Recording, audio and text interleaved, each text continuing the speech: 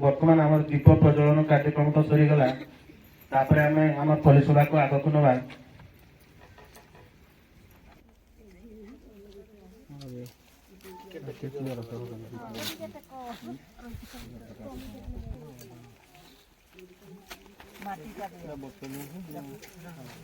शपथ करुअछि जे स्वच्छता प्रति जत्नवान रहिबी एप्रति उपयुक्त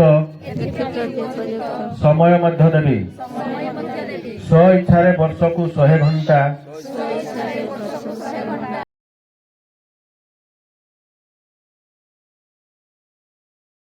महिला एवं 5 जन पुरुष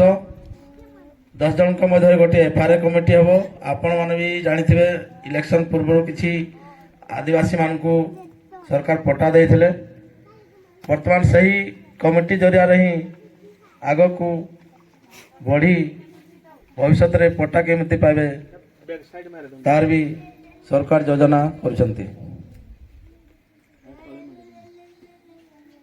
आउ रहा आमर जो एनआरजी